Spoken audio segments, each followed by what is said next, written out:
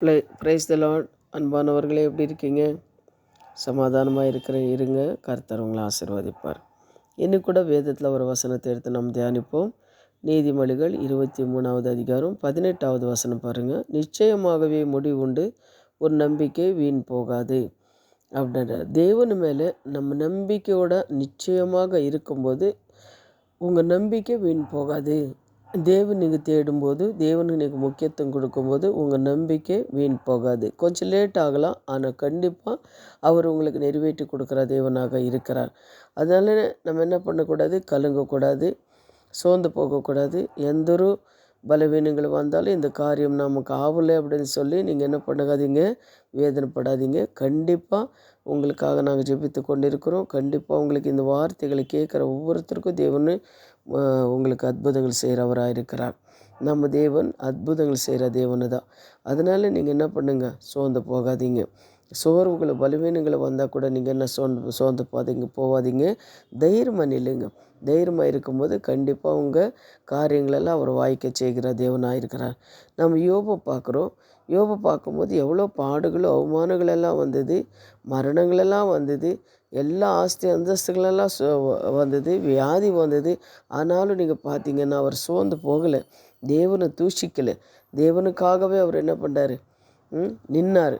எல்லாரும் வந்து அவங்கள கேவலமாக பேசினாலும், சிநேகிதர்கள் கேவலமாக பேசினாலும், மனைவி அவங்கள தூஷித்தாலும், யார் என்ன சொன்னாலும், ஆனால் ஒரு நம்பிக்கை அவருக்கு இருந்ததை பாருங்கள்.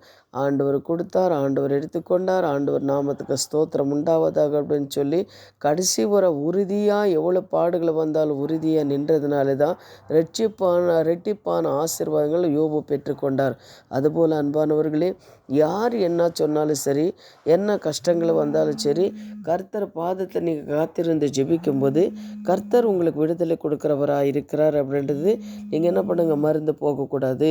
கண்டிப்பாக அவர் எனக்கு என்ன பண்ணுறார், உங்களுக்கு விடுதலை கொடுக்குற தேவனாக அவருங்க இருக்கிறார்.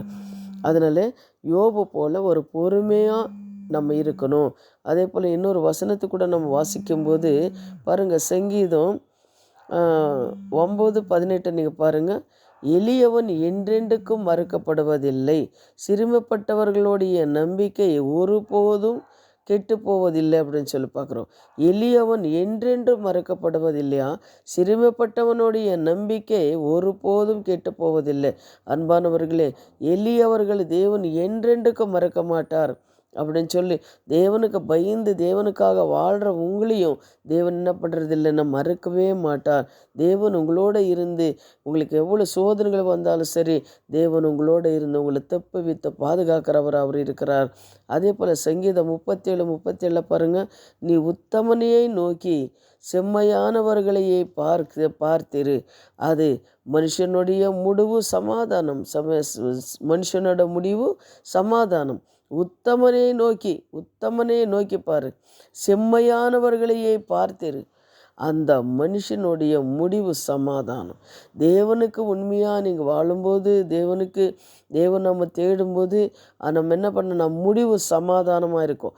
இது உலகத்தில் கஷ்டம் கண்ணீர் எல்லாம் இருக்கலாம், ஆனாலும் கடைசியில் என்ன அப்படின்னா ஆண்டவரோட முடிவு சமாதானமான முடிவு தான் வரும் அப்படின்னு சொல்லி நம்ம பார்க்குறோம்.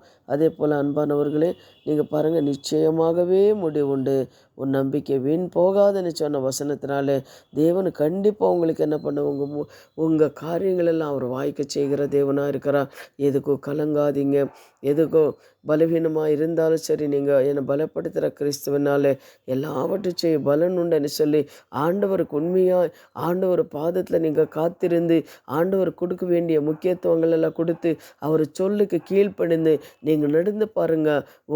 அவர் உங்கள் வாழ்க்கையை மாற்றுகிற தேவனாக இருக்கிறார். அவரால் எல்லாம் கூடும் அன்பானவர்களே. அவரால் கூடாத காரியம் எதுவுமே கிடையாது. அதனால் என்ன பண்ணுங்க, அவர் பாதத்தில் காத்திருங்க. நிச்சயமாகவே உங்களுக்கு முடிவு உண்டு. அது என்னென்ன ஜெபத்தை நீ ஜெபித்து கொண்டிருக்கிறீங்கோ, என்ன காரியங்கள் உங்களுக்கு இருக்கிறதோ எனக்கு தெரியாது, ஆனாலும் எனக்கு ஒரு விசுவாசம் இருக்கிறது. கண்டிப்பாக இந்த வார்த்தைகளை கேட்டு தியானிக்கிற ஒவ்வொரு பிள்ளைங்களுக்கு அற்புதங்கள் தேவன் செய்வார் என்ற ஒரு விசுவாசம் எனக்கு வாக்கு இருக்கிறதே, அதுபோல் நீங்களும் விசுவாசிங்க. கர்த்தர் உங்களை ஆசீர்வதிப்பார். இப்போ நம்ம ஜெபிக்கலாமா? எங்களை அதிகமாக நேசிக்கிற பரலோக பிதாவே, சர்வ வல்லமுள்ள தேவனே, இந்த நாளுக்காக நாங்கள் நன்றி சுவாமி.